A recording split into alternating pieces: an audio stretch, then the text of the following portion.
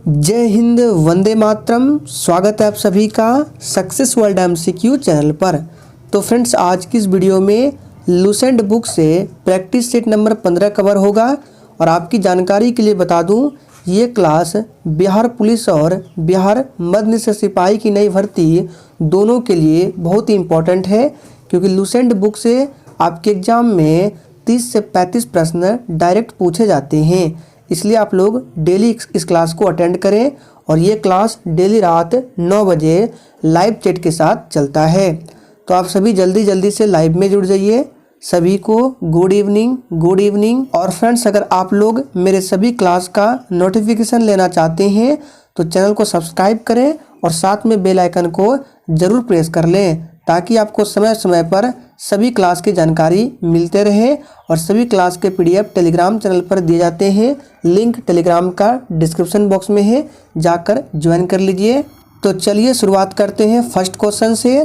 तो पहला प्रश्न है, निम्नांकित महाद्वीपों में किसमें प्रति व्यक्ति भूमि सर्वाधिक है? एशिया, यूरोप, उत्तरी अमेरिका या फिर डी ऑस्ट्रेलिया में?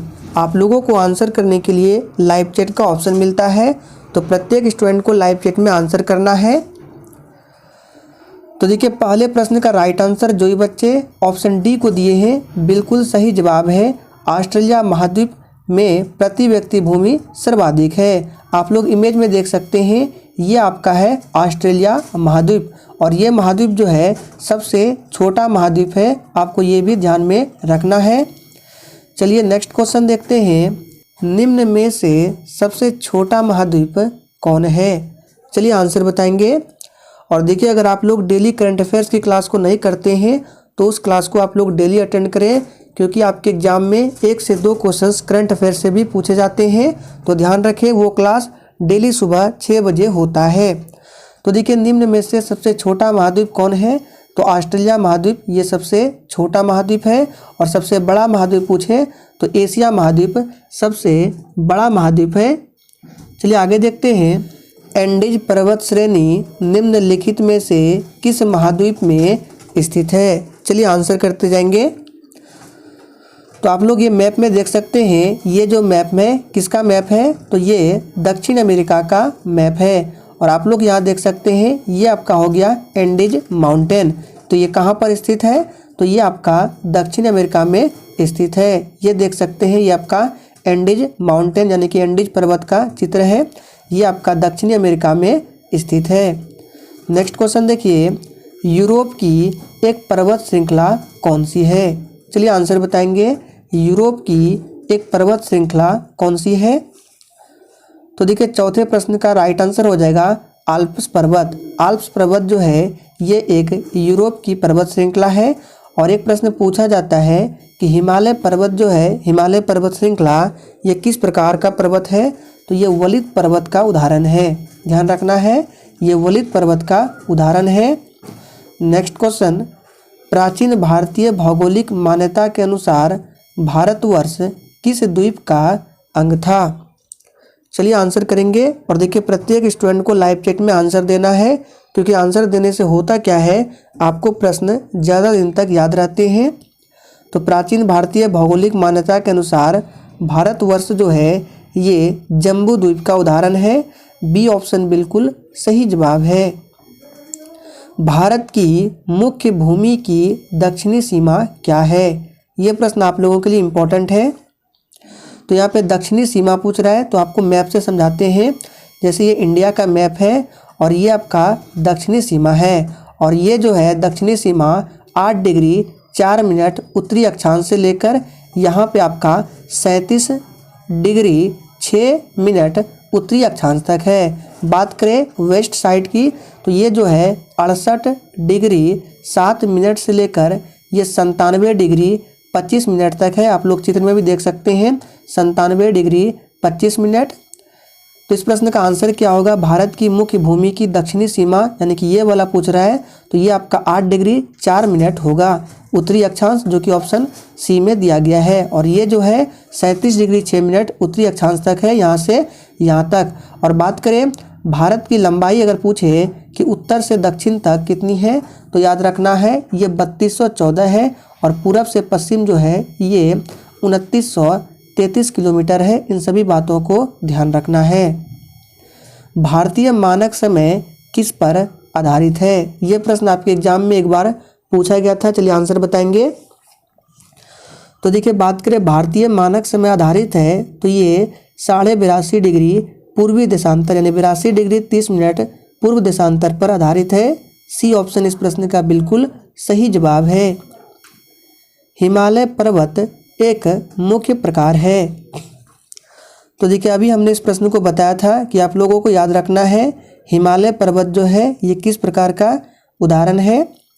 तो 8वें का राइट आंसर जो ये बच्चे ऑप्शन बी को दिए हैं बिल्कुल सही जवाब है। ये एक वलित पर्वत का उदाहरण है। और देखिए, आपको प्रश्न के साथ जो एक्स्ट्रा फैक्ट बताते हैं उसको आप लोग कॉपी में ज़रूर नोट डाउन किया करें, क्योंकि यहाँ से भी आपके एग्जाम में प्रश्न पूछे जाते हैं। बद्रीनाथ अवस्थित है। चलिए आंसर करेंगे। बहुत ही शानदार प्रश्न है। बद्रीनाथ कहाँ अवस्थित है? तो बद्रीनाथ जो है ये कुमाऊं हिमालय में अवस्थित है। और राज्य पूछे तो ये उत्तराखंड में है, ध्यान रखना है। चलिए आगे देखते हैं। आर्यों ने भारत में किस दर्रे से होकर प्रवेश किया था? सोच समझकर आंसर करना है। तो देखिए, बात करें आर्यों ने भारत में किस दर्रे से होकर प्रवेश किया था? तो खैबर दर्रे से होकर प्रवेश किया था। फर्स्ट ऑप्शन बिल्कुल सही जवाब है। नेक्स्ट क्वेश्चन, मोहनजोदड़ो कहाँ स्थित है?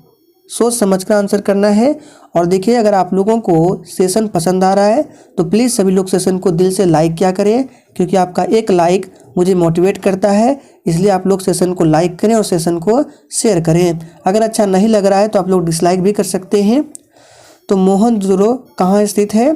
तो ये वर्तमान समय में जो है पाकिस्तान के सिंध में स्थित है। बी ऑप्शन बिल्कुल सही जवाब है, ध्यान रखना है। नेक्स्ट क्वेश्चन, भारत में हिमालय की सर्वोच्च पर्वत चोटी है? देखिए, भारत में पूछ रहा है, विश्व में नहीं पूछ रहा है। विश्व में जो है माउंट एवरेस्ट है, और लेकिन हिमालय की सर्वोच्च पर्वत चोटी भारत में ये कंचनजंगा है। आप लोग देख सकते हैं ये कंचनजंगा। और ये कहाँ का पार्ट है? तो ये सिक्किम में पड़ता है, ध्यान रखना है। और विश्व में सबसे ऊंची चोटी माउंट एवरेस्ट है, ध्यान रखना है।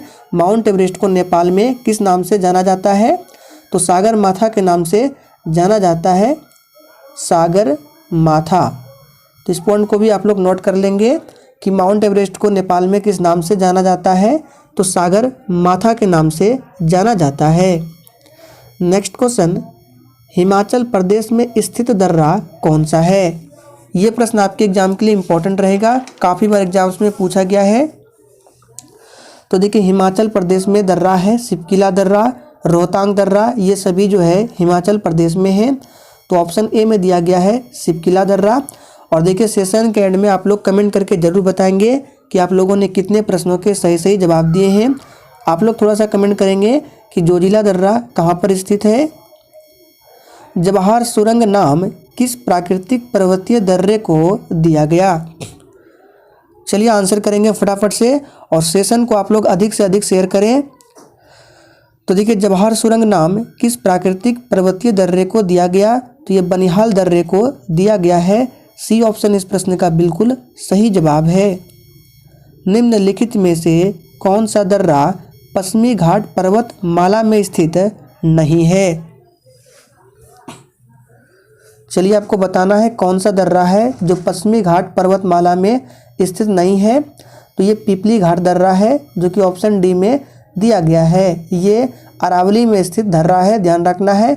बाकी थाल घाट, भोर घाट, पाल घाट जो है ये पश्चिमी घाट के दर्रे हैं। निम्नलिखित में से कौन सा एक सुमेलित नहीं है? ये साइंस का प्रश्न है। चलिए आंसर बताएंगे। तो बात करें ऑप्शन ए, डेसिबल ध्वनि की तीव्रता की इकाई है, बिल्कुल सही जवाब है। अश्व शक्ति जो है ये शक्ति की इकाई है, ये भी सही है। समुद्री मील नौ संचालन में दूरी की इकाई है, ये सही है। लेकिन सेल्सियस जो है ये ऊष्मा की इकाई नहीं है, ये तापमान का होगा। तो डी ऑप्शन जो है ये सुमेलित नहीं है। B.R. अम्बेडकर और महात्मा गांधी के मध्य सन 1932 में हस्ताक्षरित पूना समझौते में क्या प्रावधान था? चलिए आंसर बताएंगे। ये थोड़ा सा टफ प्रश्न है, लेकिन आपको सभी तरह के प्रश्न करना है, इजी, मॉडरेट, टफ, सभी लेवल के आपको प्रश्न को ध्यान में रखना है। तो बी.आर. अम्बेडकर और महात्मा गांधी के मध्य 1932 में हस्ताक्षरित पूना समझौते में क्या प्रावधान था? तो इसका सही जवाब है निम्न वर्गों के लिए आरक्षण सहित संयुक्त निर्वाचन क्षेत्र का डी ऑप्शन सही जवाब है। पूना समझौता कब हुआ था? तो 1932 में हुआ था। पूरा डेट भी एग्जाम में पूछा जाता है, तो ये 24 सितंबर 1932 आप लोग नोट कर लेंगे। नेक्स्ट क्वेश्चन, निम्नलिखित में से किस अधिनियम द्वारा भारत के गवर्नर जनरल को अध्यादेश जारी करने की शक्ति प्रदान की गई है? बहुत ही शानदार प्रश्न है और आपके एग्जाम के लिए इम्पोर्टेंट भी है। देखिए, आपका बिहार पुलिस का एग्जाम हो गया या बिहार मध्य निषेध सिपाही का एग्जाम हो गया, उस एग्जाम में टोटल 100 क्वेश्चन होता है और 100 में से 70 से 75 क्वेश्चन जो होता है वो इजी लेवल का होता है, जो आप लोग आराम से बना सकते हैं। बिल्कुल आपके सिलेबस पर 10th लेवल के सिलेबस पर आधारित होते हैं। और 25 क्वेश्चन जो होते हैं थोड़ा सा हार्ड होता है, ज़्यादा हार्ड तो नहीं कर सकते हैं, थोड़ा सा ऊपर रहता है। उसमें भी आप लोग 5 से 10 क्वेश्चन डाल लेंगे, यानी अगर आपका 75 रहता है, 75 क्वेश्चन अगर आप लोग सही करके आते हैं तो आपका मेरिट आराम से बन जाएगा। तो आप लोग टारगेट रखिए, आपको 75 क्वेश्चंस को सही करना है। तो देखिए इसका क्या होगा, किस अधिनियम द्वारा भारत के गवर्नर जनरल को अध्यादेश जारी करने की शक्ति प्रदान की गई? तो इसका सही जवाब है भारतीय परिषद अधिनियम 1861 के तहत। और एक पूछा जाता है यहाँ पे, देखिए गवर्नर जनरल को अध्यादेश जारी करने की शक्ति इसके तहत प्रदान किया गया है, लेकिन राष्ट्रपति के बारे में पूछे कि राष्ट्रपति को अध्यादेश जारी करने की शक्ति किस अधिनियम के द्वारा प्राप्त हुआ है? तो ये भारतीय परिषद अधिनियम 1935 के तहत। दोनों को ध्यान रखना है, राष्ट्रपति अध्यादेश जारी करता है भारतीय परिषद अधिनियम 1935 के तहत अनुच्छेद 123 के अनुसार, ध्यान रखना है। रेगुलेटिंग एक्ट पारित किया गया। चलिए डेट बताएंगे, रेगुलेटिंग एक्ट कब पारित किया गया? बिल्कुल सिलेक्टेड प्रश्न है। तो रेगुलेटिंग एक्ट जो है 1773 में पारित किया गया। और देखिए आप लोग डेली क्लास को अटेंड करें, एक भी दिन क्लास को मिस नहीं करें। मिंटो मार्ले सुधार का उद्देश्य क्या था? चलिए आंसर करते जाएंगे।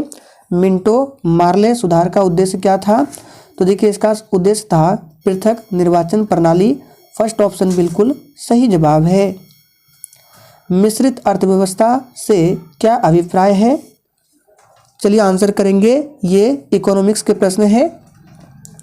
तो देखिए मिश्रित अर्थव्यवस्था से क्या अभिप्राय है? इसका सही जवाब है सरकारी एवं निजी क्षेत्र का सह अस्तित्व। ये मिश्रित अर्थव्यवस्था का अभिप्राय है, ध्यान रखना है, अर्थ है।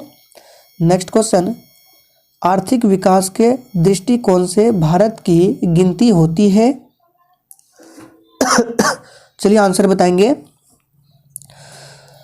तो देखिए आर्थिक विकास के दृष्टिकोण से भारत की गिनती होती है विकासशील राष्ट्र के रूप में, ना कि विकसित। सी ऑप्शन बिल्कुल सही जवाब है।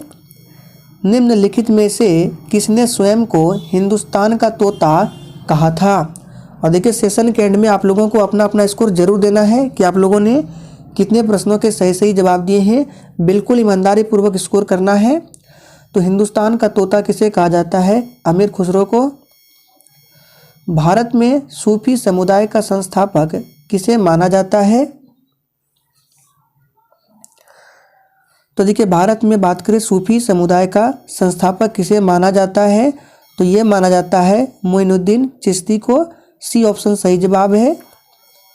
चैतन्य ने शिक्षा दी, किसकी शिक्षा दी थी चैतन्य ने?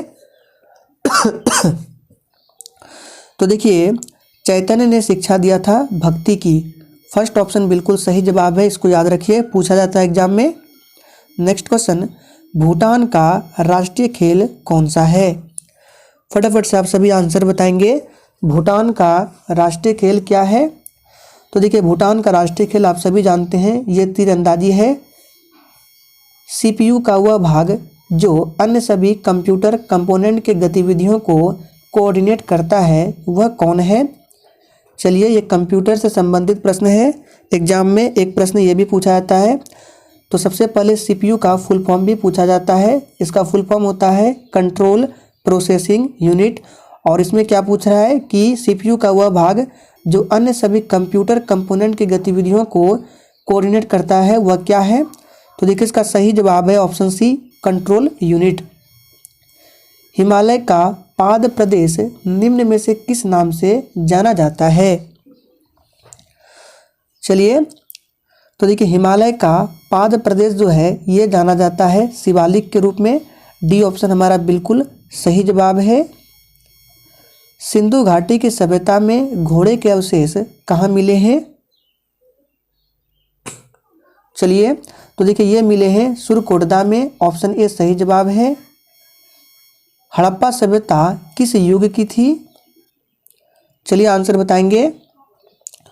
और देखिए 29 नंबर प्रश्न में एक पॉइंट को ध्यान रखना है, सुरकोटदा और लोथल ये दो बंदरगाह है, ध्यान रखना है। ये सिंधु सभ्यता का बंदरगाह था, सुरकोटदा और लोथल। हड़प्पा सभ्यता किस युग की थी, बहुत ही आसान प्रश्न है।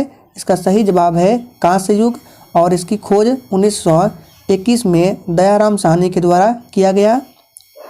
थानेश्वर में वर्धन वंश पुष्यभूति वंश की स्थापना किसने की थी।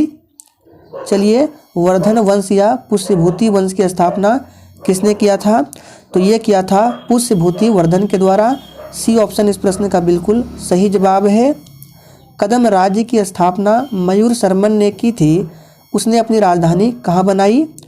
देखिए ध्यान रखिए, मयूर शर्मन ने कदम राज्य की स्थापना की थी और उन्होंने अपनी राजधानी कहाँ बनाई थी, तो वैजयंती। सी ऑप्शन बिल्कुल सही जवाब है। 1712 में सिंध पर अरबों के आक्रमण के समय वहाँ का शासक कौन था। चलिए तो देखिए 1712 में सिंध पर अरबों के आक्रमण के समय वहाँ का शासक दाहिर था। बी ऑप्शन बिल्कुल सही जवाब है। सिंधु सभ्यता के घर किससे बनाए जाते थे। चलिए आंसर करेंगे। आप लोग देख सकते हैं प्रश्न जो है बिल्कुल आपके सिलेबस पर आधारित है। तो सिंधु सभ्यता के घर जो है ये बनाए जाते थे किससे, तो देखिए ये प्रश्न आपको फंसाने के लिए दिया गया है। ये सही जवाब इसका होगा पक्की ईंटों से।